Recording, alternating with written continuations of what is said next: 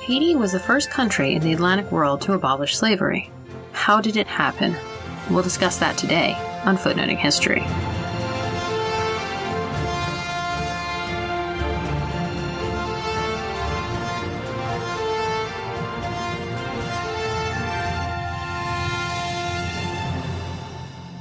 Hello, and welcome to Footnoting History.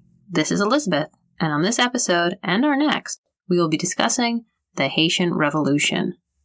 Between 1791 and 1804, an insurrection occurred on the French colony of Saint-Domingue, what would one day be called Haiti, that created a nation from the first successful slave uprising in the modern Atlantic world. This episode focuses on the insurrection led by the enslaved peoples that ultimately resulted in their abolition. This episode, therefore, is on 1791 to 93 and covers the time the rebellion started to the end of slavery on Saint-Domingue. This period is often actually condensed to that sentence. The enslaved people rose up, and then within 2 years, they were free. Most stories of the revolution focus on the role of Toussaint Louverture, and there are many reasons for this, including that Louverture was the protagonist of one of the seminal works on the Haitian Revolution, the Black Jacobins, and that has largely set the story for the past 80 years. What then is the story of Haiti? Well, that begins a long time ago. Saint-Domingue was not always a French colony. Prior to European colonization, the island was inhabited by the Taino people, who called it Quisqueya, or Mother of All Lands, and Haiti, or Land of High Mountains. In 1492 it was, and I put this in quotation mark, it was quote-unquote discovered by Christopher Columbus, who renamed it Hispaniola. Eventually, though, the Spanish focused on the conquest of other areas in the Americas, and the island region became popular among pirates. After the end of the 9 Years' War in 1697, the island was technically divided between the Spanish side and the French side, but it wasn't for another 80 years, and another set of treaties, that a border between the Spanish Santo Domingo and the French Saint-Domingue finally led to an end of violence between the two regions. And, as a point of clarification, from here until 1804, when the name Haiti is officially adopted, I'm going to refer to the island on which the insurrection arose as Saint-Domingue. By the late 1700s, tensions were flaring between the white planters, the free people of color, and the enslaved persons. But it was not until the French Revolution that this spark became explosive. To set the scene in 1789, the number of enslaved persons in Saint-Domingue outnumbered the free people 6-1.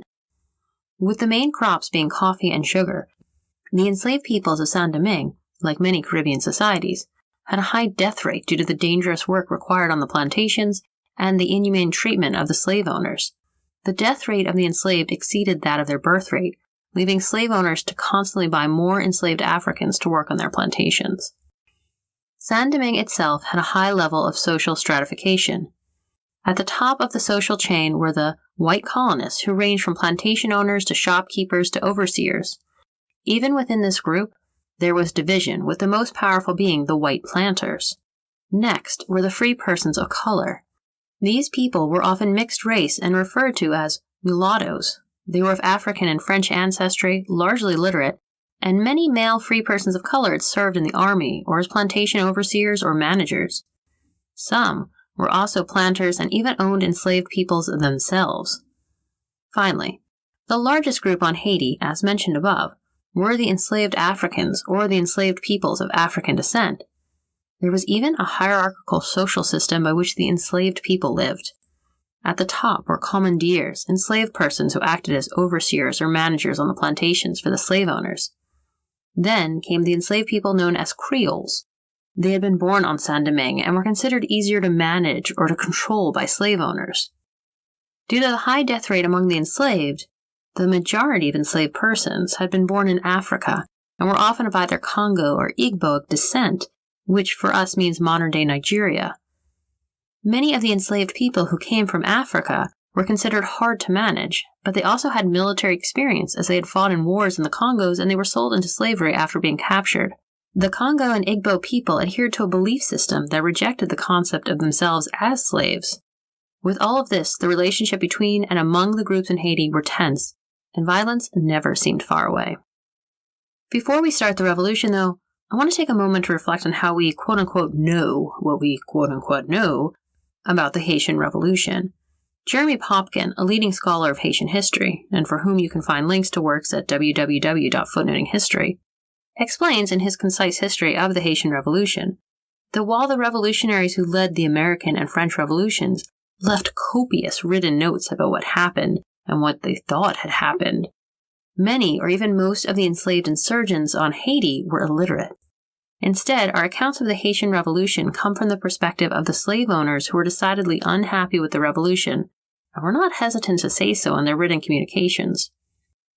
For these reasons, we must tread carefully and warily with many of the primary sources that serve as direct evidence. This does not mean that it is impossible to compile a history of the revolution, just that when you engage with the primary sources, and I really hope you do, or else I wouldn't have linked on the Footnoting History website to a set of primary sources organized by Popkin. But I want you to be aware of authorship and audience at every turn of phrase. Additionally, research into the Haitian Revolution was, for a long time, limited to C.L.R. James's 1938 work, The Black Jacobins, Toussaint Louverture, and the Saint-Domingue Revolution. This work, which is to a large extent still considered a seminal work, stood as the main examination of the revolution for many decades. It viewed the revolution both through a Marxist lens, but also by focusing on the actions of Toussaint Louverture. More recent works, including the 2004 work Avengers of the New World by Laurent Dubois, provide a more comprehensive and dynamic analysis of the revolution. I heartily suggest if you have the chance, and while this list is in no way comprehensive, that you check out the further reading I keep mentioning at footnotinghistory.com, especially Alyssa Goldstein-Sepinwall's article, Beyond the Black Jacobins, as she provides citations and overviews of works examining the revolution through multiple categories, including gender, race, ethnicity, economics, politics, religion. In the last 2 decades, the research into the Haitian Revolution has truly picked up speed. Okay, but now we need to return to the late 1700s and the French Revolution. What? Yeah, we gotta go to the French Revolution. Before we can start with the Haitian Revolution, we need to understand how the French Revolution influenced what was to happen in their colony of Saint-Domingue.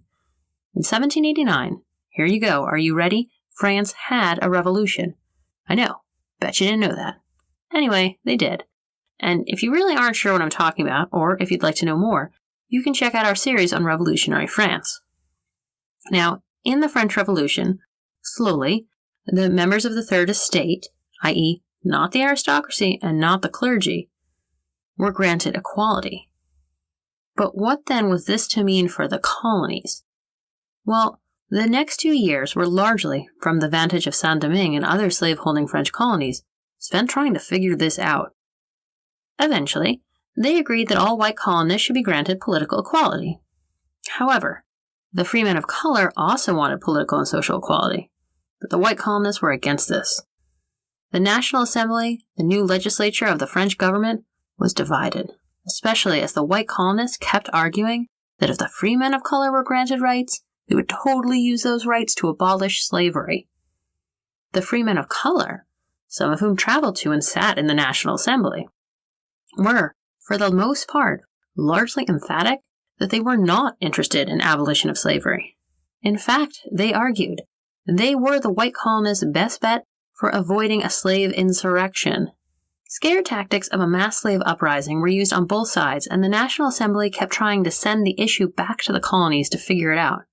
Some revolutionaries believed that the free men of color should be given political equality, but recognized that this would, in turn, support abolition. And the French Empire, well, the economy was largely underpinned by the labor of enslaved people. In 1790, Auger, a free man of color, returned from France disappointed in the lack of action by the National Assembly. But he didn't return empty-handed. He returned armed. Over the next few months on Saint-Domingue, free men of color participated in armed rebellion. But then, Auger and others were caught, brutally tortured, executed, and their heads placed on pikes. Some members of the National Assembly were shocked, and a decision was reached. Free men of color who had been born to 2 free parents would be granted political rights. This wasn't a lot of people. As Dubois says in Avengers of the New World, quote, "After 2 years, all attempts to end the slave trade and slavery in the National Assembly had failed. Had it not been for the revolution that soon erupted in Saint-Domingue, the French Revolution would probably have run its course, like the American Revolution, without destroying the massive violation of human rights at the heart of the nation's existence." End quote. The Haitian Revolution itself is rather disjointed and shouldn't be really seen as a movement that started with a concrete idea and then grew in number and support until they achieved independence in 1804. Instead, it's a series of events by which we, with hindsight, can now look to and say, that's when it all started. But back then, it wasn't quite so obvious. There was, as mentioned, a complex hierarchy based on race and wealth. These groups each fought with each other in turn. Different regions, such as the North, the West, and the South, saw different groups gain power. In the remainder of this episode, then, I will try to explain what happened in these 2 years and how the enslaved peoples were eventually freed. We start, therefore, on August 14, 1791, on the Northern Plain with a secret meeting attended by many of the enslaved who held positions of responsibility on the plantations. They were drivers and managers, for instance, and they began to plan an uprising. It is this meeting that is entered into the legends of the founding of Haiti.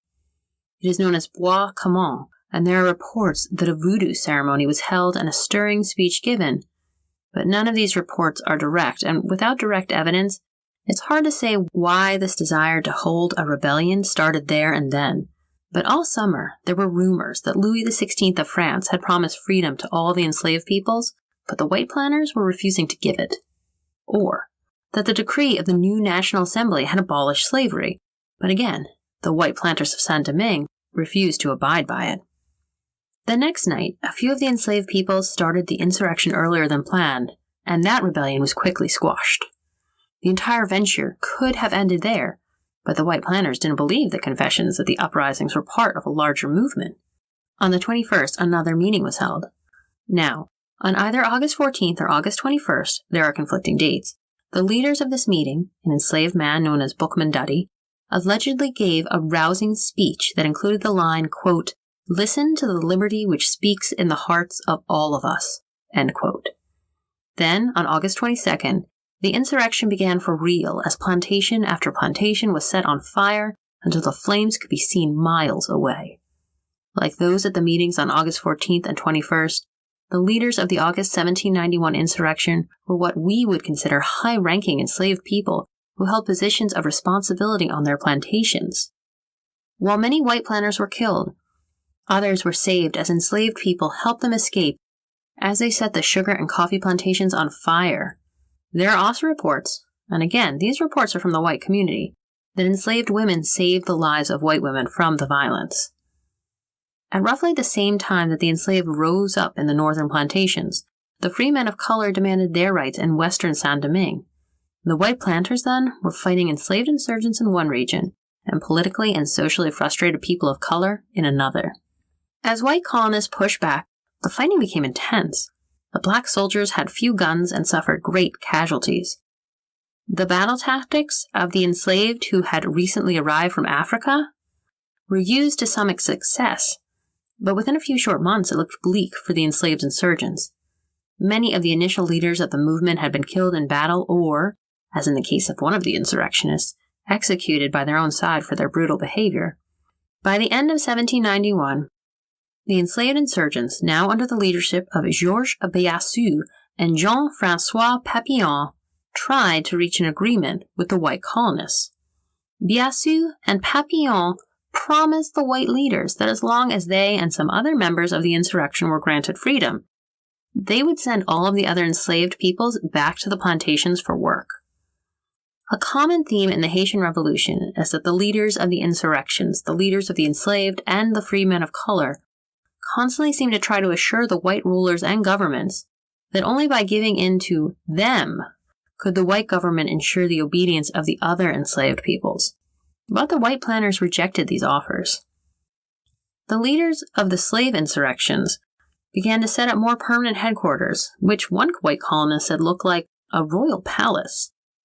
The majority of former enslaved peoples divided land from the former plantations and created subsistence farms. At this moment, we see another division between the leaders of the insurrection and the members of it. The new leaders wanted the continuation of the formerly enslaved peoples, growing cash crops like sugar and coffee, because they needed to pay for their new lifestyles, but also military equipment. But the enslaved peoples, who now held some freedom in their hands, were not interested in returning to that regimented and hard life. To help keep the black soldiers equipped, therefore, Biassou and Jean-François sold black women and children to the Spanish as slaves. At the same time, violence heated up in other parts of the island, and there were conflicting reactions in France as the legislature seemed unable to determine if they supported abolition, or if they should grant full rights to the freemen of color, or were they only supposed to be supporting the white colonists? For much of 1792, therefore, matters on Saint-Domingue were in a holding pattern between the white planters, the free men of color, and the enslaved insurgents. Enslaved peoples who hadn't joined the insurrection were conscripted by the whites and free men of color to serve as their soldiers. One story from this period would have lasting ramifications. In an effort to take Port-au-Prince, one of Saint-Domingue's largest cities, free men of color hired enslaved people and offered to pay them for their service. These men became known as the Swiss, because Swiss men were also known to serve as soldiers for pay. Ultimately, the free men of color defeated the white community of Port-au-Prince, but the terms of the surrender included that the enslaved peoples who fought, the Swiss, were to be sent away as white planters felt that an enslaved person who had borne arms against them could not be trusted. The Swiss were sent away, but the captain of the vessel carrying them couldn't find a new home and brought them back where many were killed by angry white people. How then were enslaved peoples to trust those who they fought for? And in the larger scheme of things, who was each group fighting for? Those leading the slave uprising, interestingly enough, pledged their support to the embattled Louis XVI. The new government in France had not granted equal rights to black men, nor had it abolished slavery in their colonies, and so it was to the king that Biassou and Jean-François turned. To add insult to injury for the enslaved insurgents, in April 1792, Louis XVI and the National Assembly agreed to a new law, but only granted full civil and political rights to free men of color. The governor of Saint-Domingue worked to implement the new law and to put down the insurrection of enslaved people, but both were unsuccessful. Eventually, he was sent back to France and was executed by guillotine in the spring of 1793. To help restore order to Saint-Domingue, the French government then sent two men referred to as the Second Civil Commission, Polverel and Saint-Domingue. Each of these men held radical views and had published articles in favor of abolition. But, on their arrival, they pledged that they would keep the slave system as is. Between the time Polverel and Saint-Domingue had sailed from France and landed in Saint-Domingue, Louis XVI was overthrown and his constitutional monarchy abolished. And while Polverel and Saint-Domingue were supposed to be focusing on repressing the insurrection of enslaved persons, they found that it was the angry white community that required attention as the white men attempted to overthrow this new inclusive government. The refusal of the white community to accept the free men of color as political and social equals led the new revolutionary government of Saint-Domingue to join forces with the free men of color. This coalition, the Second Civil Commission and the free men of color, chased Biassou and Jean-François and the other enslaved insurgents into the mountains of Spain. By January 1793, the insurrectionists found themselves enslaved again after 18 months of freedom. But then international matters once again changed the tide of revolution as Britain and Spain declared war on France. While it was nerve-wracking enough for the Second Civil Commission to have Spanish and British colonies so close, there was even more problems. White planters from Saint-Domingue went to London and agreed to help the British defeat the French as long as slavery was preserved. Polverel and Saint-Domingue had to do something before the British and Spanish arrived, but their orders were to preserve slavery. Finally, they determined that they could reissue the Code Noir, a century-old French decree by Louis XIV, which had restricted the movement of black people and others, but also provided enslaved persons with some protection from slave owners. What they failed to foresee was the anger from the white planters, who felt that yet again the government was interfering with their rights. Then, a number of events happened that forced Polverel and Saint-Domingue's hands. First, the Spanish were in talks with Jean-François and Biassou, the leaders of the insurrection. The Spanish promised to not only help the enslaved, but also to abolish slavery. Next, a new governor, was sent from France, one who owned a plantation with enslaved peoples on Saint-Domingue. This new governor, Galbaud, was seen by white planters and white sailors as their salvation. Even though Polverel and Sonthonax believed that they had convinced Galbaud that he needed to return to France, white sailors convinced the governor otherwise, and together the governor and the sailors attacked the commissioners on June 20th, 1793, in the city of Le Cap. For those keeping track, the original insurrection by enslaved persons had begun 22 months earlier. It was at this point that Sonthonax, Polverel, and the free men of color felt they had no choice. They told enslaved men that if they fought with them, they would earn their freedom. Within 2 days, 2,000 men under the leadership of 2 black commanders named Perrault and Makaya joined the commissioners and free men of color, and together they marched to Le Cap.